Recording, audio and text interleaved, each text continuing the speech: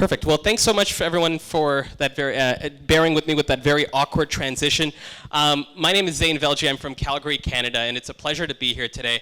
And I want to talk today, yes, thank you for the wave. I want to talk today about the noise in our political discourse. And what I want to come in with is a very simple thesis. We're organizing our political campaigns ineffectively. And I want to talk about three things. I want to talk about the mindset of our voter today. And a lot of this we've discussed on the panel. The mindset of who votes today, what that looks like. I then want to talk to you about 5 realities in campaigns that I've learned, and then I want to talk about what digital can help us do better. So I've got 15 minutes, 45 slides. Let's see how this works. It will go really well for one of us, definitely not me. I will be yanked off stage. Today's voter, let me talk about 5 things. The first thing, as a voter today, as a consumer today, we are having significantly less shared experiences. In 1969 in North America, the #1 ranked show on television was Star Trek. It had a market share of 22.1. It got canceled because it wasn't high enough. Today, The Big Bang Theory was the #1 show in the United States. Horrible television show, by the way. Thank God it got canceled. Thank you. It had a market share of 3.7. It was the #1 show on television. We are doing less shared things together. That's number 1. Number 2, we're making decisions based on tribe and emotion. We talked about this. You've heard it a few times. This right here is our rational decision-making model that all of us follow, right? You begin, you overview the data, you define the problem. No, that is not how you make decisions. This is how human beings make decisions today. We begin, we then have a snap judgment, and then we rationalize. That is the current decision-making model today. We have an emotion, we try to find the information to justify it. That's number 2. What else is going on? Oh. Number 3, we don't understand each other that well. We are in a society right now that we have a false consensus effect. We overestimate how many people in our own circle think like us, or how many people outside of our circle think the same way we do. Occupy Wall Street had a 99% movement. If people remember this, we are the 99%.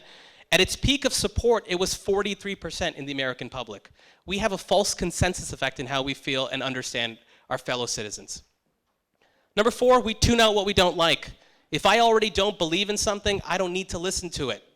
And number 5, facts are subjective. Look at Trump, look at the rise of populism, look at the fact that there are alternative facts.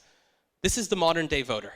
This is who we have to convince, who we have to talk to. And in many ways, this is the modern day consumer. This is the modern day citizen. So in many ways, these are the baselines that we have to think through. What are some of the campaign realities? And why am I up here on stage?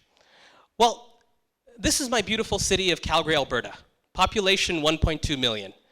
And Calgary, for what it is known as a very conservative place. A place that has rooted itself in business and fiscal conservatism, a place that in many ways has rooted itself in social conservatism.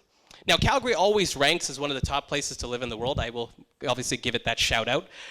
But how did Calgary, a city of 1.2 million people, conservative people, many would say, elect this guy, a 38-year-old Harvard-educated mayor who is the first Muslim mayor of any North American city in the world?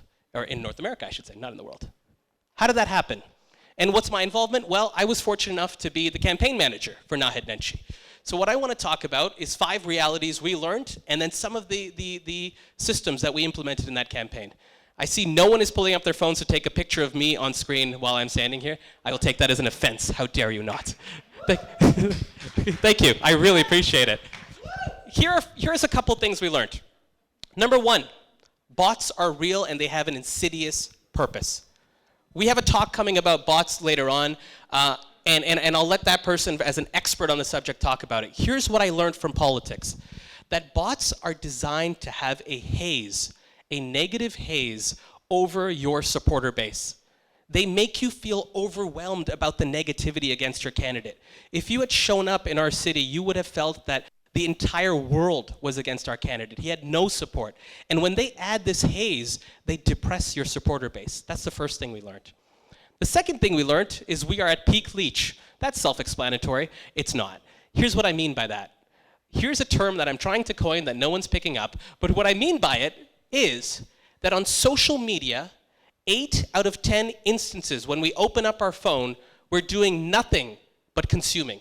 We're not commenting, we're not double tapping, we're not doing anything, we're not posting. 8 out of 10 instances, we're doing absolutely nothing but just consuming content.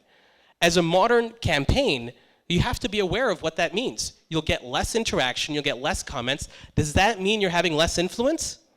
To be determined. But those metrics, I'm not saying they're outdated, but they certainly are becoming less valuable as time goes on. Number 3, polling is no longer strategic, it's now weaponized. Polling has always been used in political campaigns to throw it into the middle of a campaign as a grenade to say, look, here's my candidate, they're doing okay. Here's your candidate, they're not doing so well, vote for me, right? But when polls are starting to get the discourse and the negative sort of bloodstream of fake information or fake news, or when polling becomes so cheap to do that anyone can call themselves a pollster, you are now ensuring viability with absolutely no evidence whatsoever. Something else we had to deal with. Number 4, local media is eroding and fast. I'm not sure if that's the same trend you're seeing here in Europe or in other parts of the world, but in North America, to preserve local media, to preserve the heartbeat that keeps track of our politics, that makes it, course corrects it, that covers the issues, it's eroding extremely fast. And what's being replaced by it? Digital influencers, yes, certainly, but more importantly, and probably more interestingly, columnists. Columnists and media are now able to drive narratives, which means opinion is driving narratives, very similar to our digital landscape. And 5th, political sub-brands are built to die. This is a very fascinating thing we're starting to see right now, which is that rather than using the masthead of your campaign, which is to say the masthead of candidate X, or in our case, the masthead of Naheed Nenshi, and he says this, political campaigns are building sub-brands that are supposed to be disposable so that they don't have any sort of footprint, they don't have any sort of DNA attached to it. They can attack an opponent or they can get some information into the news cycle without having to be owned by a certain candidate. Here's what we realized. So those were the 5 things I wanted to talk about. What can digital help us do better? Here's the first thing. The success of the Nenshi campaign in Calgary was built on one singular philosophy change, which was, we are not going to be a centralized top-down model, we are going to be an influencer model. Now, this happened when the term influencer was not even coined, was not even meant in a digital way, but it was meant in the exact same way that you think influence works. Naheed Nenshi in the August of on the August before the election was 1% in the polls. The election was going to be held in October. What changed between August and October? A whole bunch of women in the city of Calgary said, I would love to organize a coffee party for you. Here's what a coffee party is. You show up to your house, I make coffee, and the candidate, if you can guarantee that you bring 12 people to your house, the candidate will show up for 45 minutes. Many of us would call that influence. But at the heart of that, we let the entire campaign go and be controlled in this influence model. Number 2, we scaled that to digital, which meant, if I can leave you with one thing, it's this statement, which is every supporter is now a campaign manager of their social network. I'll say that again. Every supporter is not just a supporter, they're a campaign manager of their social network. What does politics do when you're interested? By the way, people who get involved in politics are very weird. They're super strange people. But what do we end up doing with a lot of them? We say, take this shirt and go knock on a stranger's door or go phone call strangers. Why? Why are we not using them as individuals who are just uniquely excited about your candidacy to reach deep into their social network and mobilize their friends, their family, people they actually have influence in? So influencers, I want to try to flip that on its head, which is it's not people with thousands of followers. In a campaign format, it's the people who have a disproportionate amount of interest, and they do not realize the potential they have to influence those around them. We took that philosophy, and you'll see some screen caps of a technology that we created called Field HQ that helped scale that out. And I'm happy to talk about that afterwards. I will just pause. Oh, here we go. Number 3, and I've got 2 minutes left, so I'm going to quickly go 3s. Number 3, model behavior.